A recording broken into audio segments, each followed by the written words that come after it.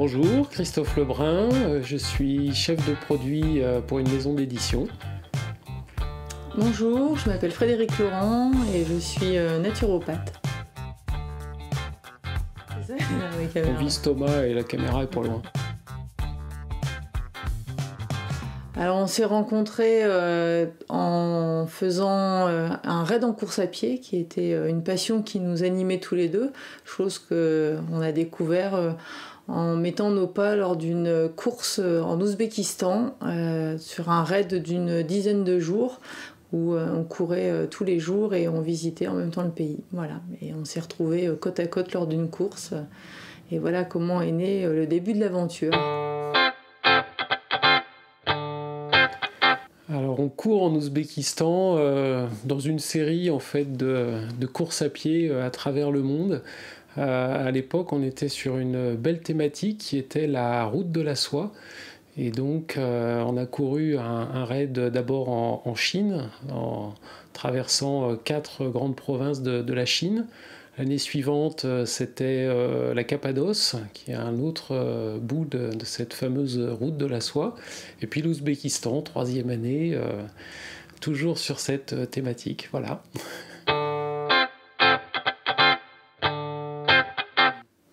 Non, c'est pas venu comme ça. C'est le principe, c'est qu'on nous dit d'abord que par rapport à nos, on va dire, faiblesses au niveau du corps, le sport est recommandé en quantité très limitée. Et puis un jour, en sortie d'adolescence, on se dit pourquoi pas commencer à courir alors que plein de choses nous interdisent de le faire. Et on se met à courir, on s'aperçoit que le corps tient, que lorsqu'on en prend soin, on est capable d'aller un peu plus loin. Et puis on se prend en jeu, on commence à faire 1 ou 2 courses en France. Et puis un jour, on tombe sur un article absolument somptueux sur les foulées de la soie, qui est un raid qui traverse la Chine, qui permet d'aller à la rencontre des peuples, qui permet d'aller à la rencontre de soi aussi, tout simplement.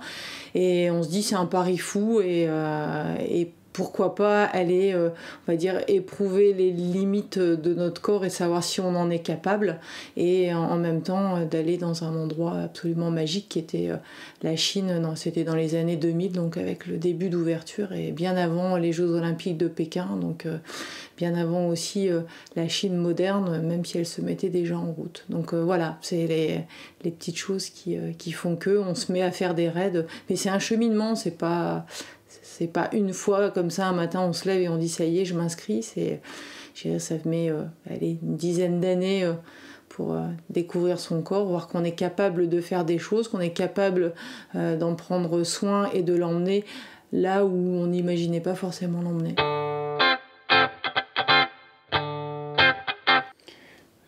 Bon, ça coûte forcément un petit peu d'argent, mais comme beaucoup, quand on a aussi une passion, une envie, vraiment une vraie motivation, bon voilà, on trouve les moyens de partir sur ces courses et sur ces raids. Alors le gros avantage quand on a fait les raids, parce que d'une manière anecdotique, c'est vrai qu'on s'est rencontrés sur celui d'Ouzbékistan, mais tous les autres que Christophe avait cités avant, de raids, en fait, on les a fait à des années décalées, mais on a fait globalement les mêmes. Donc, et en fait, le grand principe, c'est qu'on court le matin et on visite l'après-midi.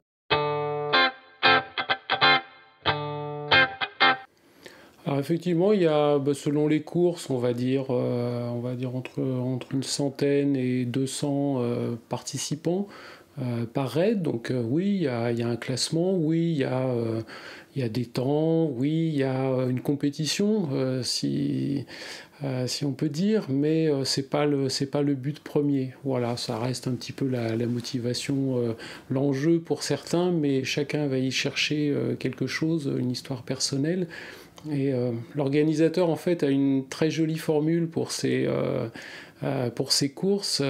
C'est si courir ou marcher était le seul but, nous passerions à côté des moments inoubliables. Voilà, ça résume un peu l'histoire.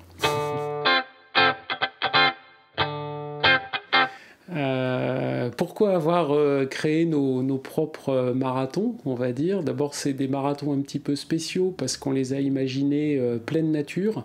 Souvent, quand on parle du marathon, on imagine le marathon de Paris, le marathon de Berlin, le marathon de New York, bien évidemment. Nous, notre histoire, elle passe complètement par la nature. Et notamment, on s'est donné un beau projet l'année dernière qui était de courir selon la théorie des 5 éléments. Voilà, les 5 éléments, c'est le feu, le métal, l'eau, le bois et la terre. Et ça a donné 5 thèmes à des marathons sur 5 continents. Où on a pu comme ça courir sur des volcans en pleine activité, par exemple en Océanie, ou traverser le plus haut désert de sel qui se trouve en Bolivie, au pied de la cordillère des Andes. On est aussi capable de courir tout près de chez nous. L'aventure, elle commence parfois juste à côté, donc dans les montagnes du Jura en plein hiver, avec une très belle thématique, l'eau. Sous toutes ses formes, la neige, la glace, la vapeur, l'eau gazeuse. Donc un très beau thème. Et puis le bois s'est illustré par un marathon en pleine jungle tropicale en Indonésie. Et puis on a terminé sur le thème de la terre, la savane d'Afrique du Sud, au milieu des animaux sauvages en totale liberté. Donc à chaque fois des histoires complètement différentes, des conditions très variées aussi, qui étaient aussi notre thème d'adaptation à toutes les conditions, toutes les configurations qu'on peut imaginer.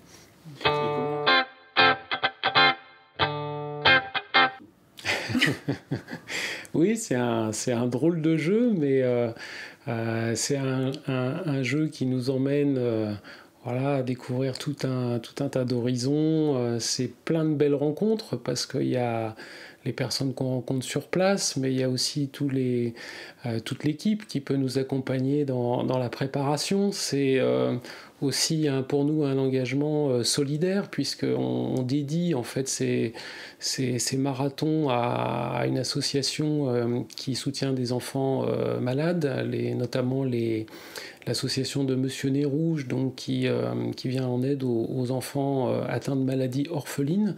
Ce sont des maladies rares. Et donc pour nous, c'est courir utile, en fait. C'est pas courir contre le chrono, c'est pas courir contre le temps plus vite ou finir premier. On respecte tout à fait les sportifs qui sont dans cette histoire-là. C'est juste pas la nôtre. Nous, on a une autre démarche, une autre envie et beaucoup de partage autour de tout ça, oui.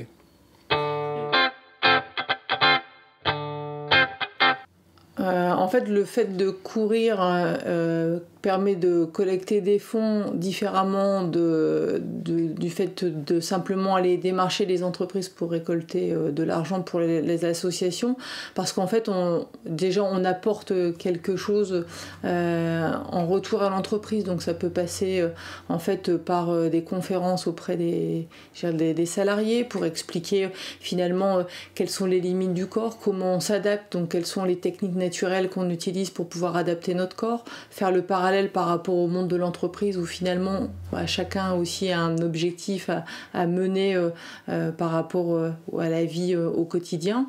Donc on peut intervenir par rapport à ça. On sensibilise aussi par le fait que finalement des gens ordinaires font des choses qui sortent un peu de l'ordinaire en continuant à avoir un métier, une vie perso et à faire des choses pour pouvoir partager avec d'autres d'une manière, j'allais dire, presque gratuite. On n'est obligé à rien par rapport à ça, c'est juste le chemin qui nous porte. Donc c'est des choses qui touchent généralement les on va dire soit les entreprises soit leurs salariés, parce que en fait je dirais c'est juste un acte gratuit, mais en fait c'est un acte de générosité de cœur, et c'est là où on arrive à les interpeller. Donc je pense que ça fait partie des choses où ils ont envie de donner. Après, dans une autre possibilité aussi, on a pas mal d'entreprises qui sont partenaires, donc où ça permet de tester leur matériel ou leurs produits, donc dans les différentes conditions dans lesquelles on va, donc que ce soit les chaussures, les vêtements, les produits, on va dire différents produits cosmétiques qu'on se met sur la peau pour pouvoir voir comment on supporte la chaleur, le chaud, le froid, etc. Donc on fait un retour par rapport à ça quand on revient, et ce qui fait que derrière, on va dire en contrepartie, on va dire ça comme ça, en fait ils font un don à l'association. Voilà, c'est par ce genre d'exemple que ça fonctionne. Après, on touche pas toutes les entreprises, on touche pas tout le monde. Je pense qu'on touche, je dirais, les gens qui ont les mêmes valeurs de cœur qu'on a et qu'on essaye de véhiculer par rapport à ce qu'on fait.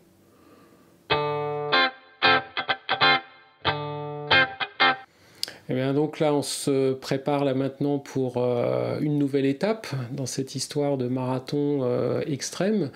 Là, cette fois, c'est la destination l'Antarctique, donc pour le marathon des glaces qui va se courir dans quelques jours. Donc c'est le résultat de toute une préparation entamée depuis plusieurs mois déjà.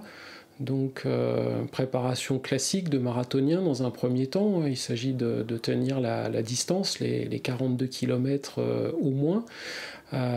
Donc voilà, avec quelques mois de préparation tout à fait traditionnelle.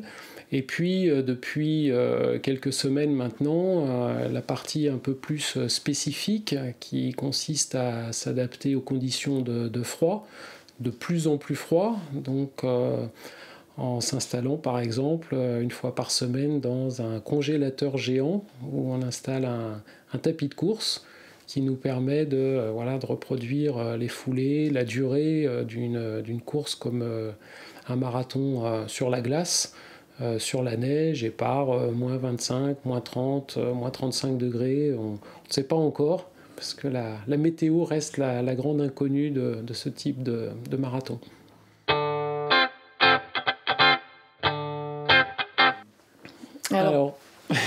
Alors pour nous suivre, en fait, comment on fait pour nous suivre? Tout simplement on a un site internet sur lequel on relaie l'ensemble des marathons que l'on a fait et celui que l'on est en train de préparer. Donc le site s'appelle grand-chelem-marathon.com. Donc là, vous aurez toutes les informations sur les différents marathons.